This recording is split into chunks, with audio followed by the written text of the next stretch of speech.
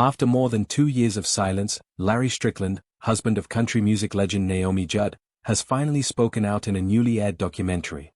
He confirmed a shocking truth. What followed revealed a fractured marriage, a conflicted mother, and a star who concealed deep psychological pain until her final moments.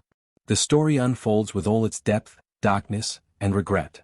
Would end up standing 10, 20, 30 minutes on the sidewalk while she talked to a complete stranger, Larry recalled. Naomi Judd and Larry Strickland first met in 1979 at a music event in Nashville. At the time, Naomi was still working as a nurse, raising her 2 daughters as a single mother. Larry was a gospel singer with J.D. Sumner and the Stamps Quartet, having once toured with Elvis Presley. The two quickly developed a romantic connection and officially married on May 6, 1989, at Christ Church. "Be faithful to him so long as you both shall live," the vows echoed. Just a few months before the Judds retired due to Naomi's health condition, Larry stated in several interviews that he and Naomi loved each other passionately, but their relationship was full of cracks.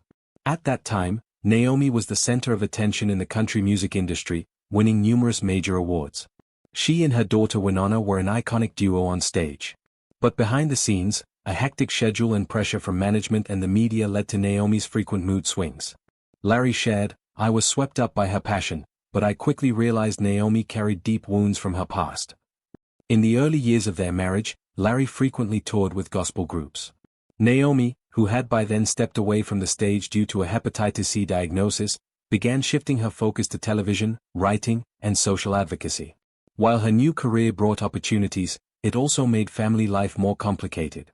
Naomi once wrote in her personal journal that she felt not good enough to keep a man like Larry around for long. She was often haunted by the fear of being abandoned. The imbalance in how much time each devoted to the family quickly became a point of contention. In the documentary The Judd Family, Truth Be Told, Larry recalled, "Once I was away for nearly a month on tour, and when I came back, everything in my room was torn to shreds. Our wedding photos were ripped apart."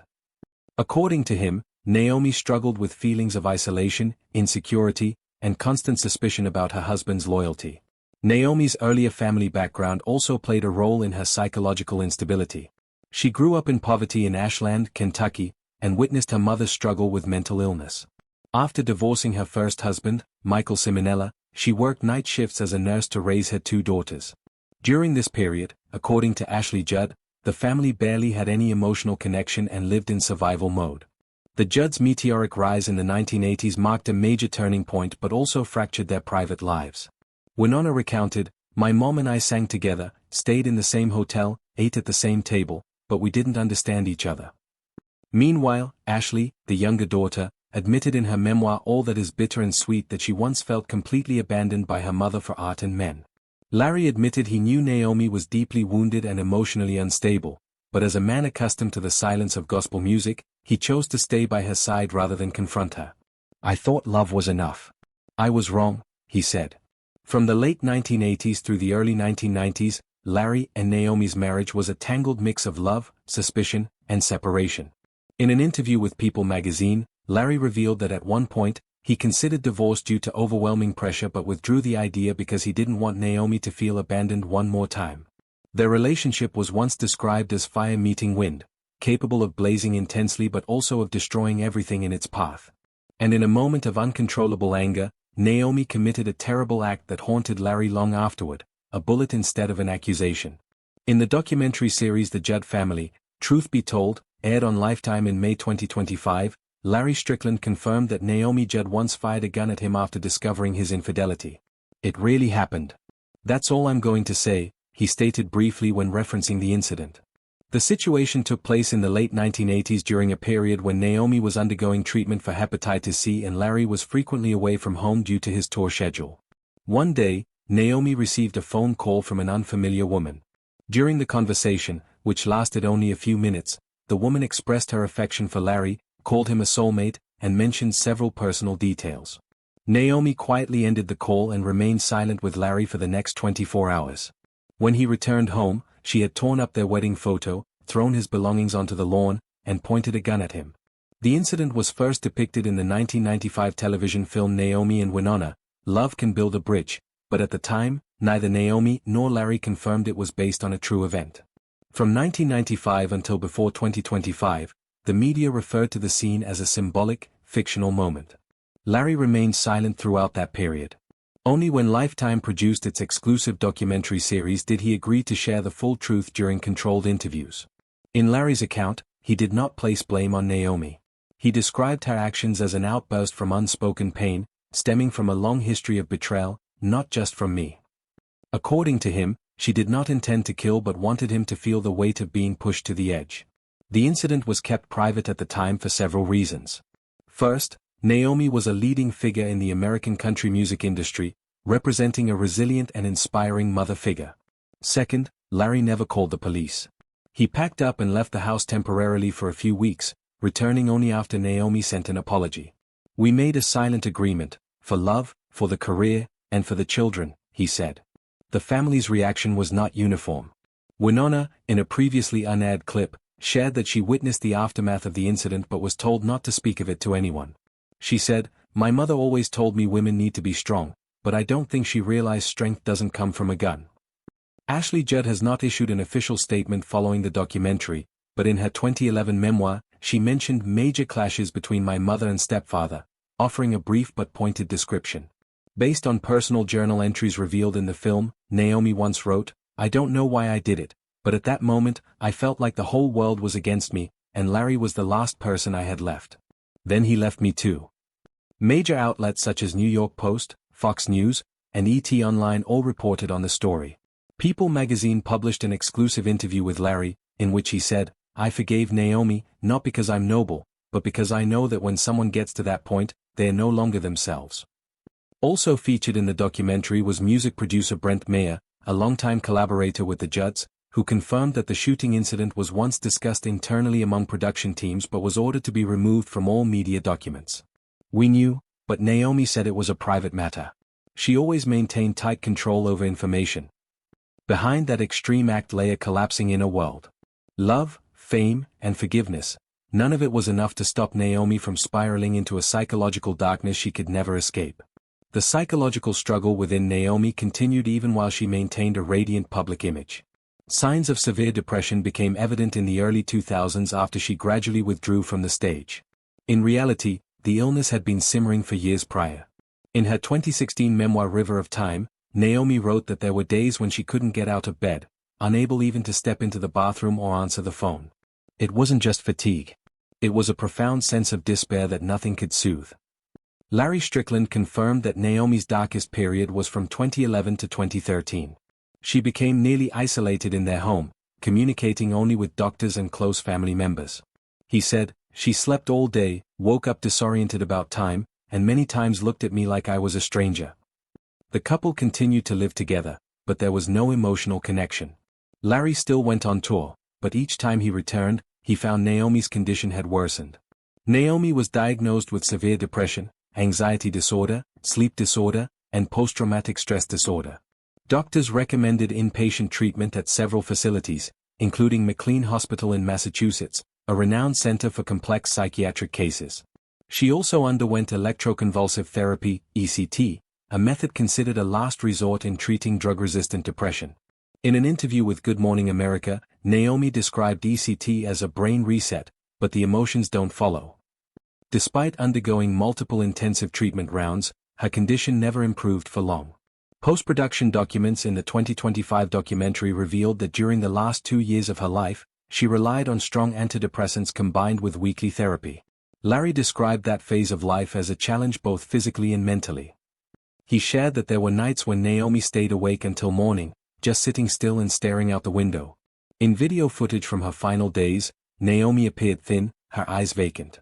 She was preparing for the Country Music Hall of Fame induction ceremony, scheduled for May 1, 2022, the first time the Judds would be officially honored alongside legends like Johnny Cash and Dolly Parton. Few knew that just one day earlier, Naomi had made the final decision of her life. On the afternoon of April 29, 2022, Naomi flew back from Vienna, Austria, to Nashville. This trip had not been previously announced, and to this day, the reason for her solo travel abroad remains unclear. Larry confirmed he did not accompany her due to a performance scheduled in Florida. He said, "When I called to ask how the flight was, she just said, 'I'm back, but I'm exhausted.'" On April 30th, around 10 a.m., Naomi was found dead at her home in Lepers Fork, Tennessee. Her body was discovered by her daughter Ashley. The coroner's report confirmed Naomi died by suicide using a registered handgun in her bedroom. According to Ashley, who spoke with CBS Sunday Morning, she and her mother had their final conversation the night before. She told me she loved me, but her eyes were completely empty. Naomi's death occurred just hours before the Hall of Fame ceremony was set to begin. The family chose to proceed with the event the following day. When Winona stood on stage holding a photo of her mother and gave a short speech, she said, "I don't know how I'll keep going without my mom, but I know she fought longer than anyone I've ever met." Meanwhile, Larry gave no speech, only sat in the front row, bowing his head in front of his wife's portrait. Many mental health experts later analyzed Naomi's case as a classic example of high-functioning depression, where a person can still work, socialize, and maintain a positive image while experiencing complete internal collapse. Naomi was a beloved star, a symbol of strength, and at the same time, a victim of a society that still fails to fully understand mental illness. Not long after Naomi Judd's memorial, details from her will began to leak, sparking waves of public controversy. The Forgotten Will. Naomi's estate, estimated at around $25 million, was left entirely to her husband, Larry Strickland. In the will, signed in 2017 and made public in 2023, there was no mention of her daughters, Winona Judd and Ashley Judd. This detail immediately sparked strong reactions from the media, especially given that Naomi had long been known as the image of a devoted mother throughout her artistic career. At first, Winona, who had performed alongside Naomi on stage for over 30 years, appeared stunned. Speaking to Entertainment Tonight, she said, "I don't understand why, but I know my mother never did anything without a reason." A few weeks later, Winona made an official statement affirming she had no intention of contesting the will and fully supported the decision to leave the estate to Larry. While this helped calm public opinion, it did not erase suspicions about Naomi's real relationship with her daughters in her final years. In the documentary The Judd Family, Truth Be Told, several audio recordings and voicemails between Naomi and Winona were released. Many of these messages revealed a strained mother-daughter relationship. In one recording from March 2021, Naomi said, "You make me feel guilty for my own success. I'm tired of asking you to forgive me for things I didn't mean to do."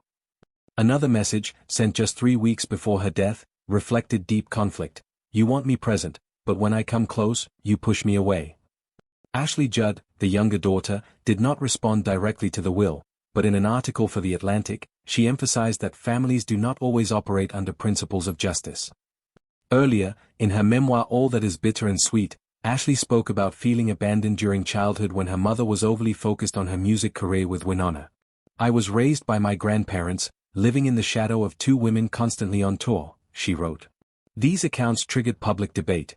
Was Naomi truly the mother she appeared to be in the public eye, or was that image a carefully crafted brand, an essential part of the Judds' media strategy? Some journalists covering country music observed that Naomi maintained tight control over the family's image, even requesting that certain interview clips of Winona be cut if they didn't align with the idealized mother-daughter narrative. Another angle also gained attention. The will was signed in 2017, during a period when Naomi had just completed a lengthy psychological treatment. Legal experts questioned whether she was fully lucid at the time. Although no formal challenges were filed by the family, Larry Strickland asserted in an interview with People magazine that Naomi was clear-minded, resolute, and entirely intentional when writing the will. "She told me, if anything happens, I trust that you are the only one calm enough to take care of everything." Beyond the financial aspect, Naomi's death also altered the dynamic between Winona and Ashley. For years, the sisters had kept a noticeable distance, partly due to personality differences, partly due to long-standing family tensions. But after the funeral, they began appearing together more frequently, particularly at memorial events for their mother. Larry shared, "Perhaps the only thing Naomi's death gave us was making them become sisters again in the truest emotional sense." Also in the documentary, rare footage showed Naomi had handwritten letters for both daughters but never sent them. The message was brief, only a few lines: "I don't know how to apologize in a way that's enough. I hope someday you will understand that I loved you both in my own way." The letter was found after her death, placed in a private drawer beside her bed. To the public, the will's contents became a flashpoint because it shattered the familiar image of the Judds as a close-knit, warm family of artists. But for those inside, it was only the tip of a much larger iceberg, long-standing, unspoken emotional wounds that were never acknowledged, never healed, and ultimately buried with the one who carried them. In the end, the husband, the only one left holding both the memories and the legacy of Naomi, spoke out to deliver a final warning about the cost of silence in a life that once appeared so perfect. A lesson never to be forgotten. In April 2025, Larry Strickland appeared on Today with Hoda and Jenna. It was his first time joining a live television program since Naomi Judd's passing. Larry repeated multiple times that if he could go back, he would spend more time listening and being present with Naomi during her most vulnerable moments. His statement did not only close the series of interviews surrounding his wife's death but also opened a broader conversation within the artistic community about mental health. Following the broadcast, he was invited to speak at community forums organized by the National Alliance on Mental Illness, NAMI, becoming a representative voice for families of individuals battling severe depression. I used to believe love was enough, but love does not replace understanding, and it does not lessen the illness. At the same time, Naomi Judd launched the Back from Silence tour, a tribute to her late mother and an effort to raise public awareness about depression. During her performances, she often paused mid-show to share personal reflections, sometimes choking up when speaking about Naomi. Meanwhile, Ashley Judd, who had previously avoided the media, began participating in public forums and contributed essays to Time magazine, discussing emotional trauma and the family's role in recognizing early warning signs. Naomi Judd's passing was no longer just the private grief of an artistic family. The documentary The Judd Family, Truth Be Told didn't merely capture testimonies, behind-the-scenes footage, or Naomi's final voicemail. It served as an honest account of the danger of silence. Public discourse began to question whether the entertainment industry's image-preserving culture, the impulse to conceal pain, was making public figures more prone to collapse. For Larry, the answer was clear: we don't need perfect icons. We need human beings who are allowed to be fragile. Many major country stars, such as Trisha Yearwood, Keith Urban, and Reba McEntire, publicly supported the advocacy efforts of Larry, Winona, and Ashley. All participated in Naomi's 2024 tribute concert, where each emphasized the same message: psychological pain cannot remain forever hidden beneath the spotlight. Naomi Judd's story didn't end with scandal but with a profound lesson about unintended neglect in the closest relationships. And Larry Strickland, the man who was once shot, once loved, and ultimately the one left behind, has become a living witness to that truth. This was not only the journey of a gifted artist facing her inner darkness but a wake-up call about the silence that exists even among those closest to us. If you've ever noticed someone change without knowing why, don't wait for them to speak up. Listen even when they say nothing. Share this story if you believe this message needs to be heard. Subscribe for more real and meaningful narratives. Thank you for staying with us until the end, and see you in the next video.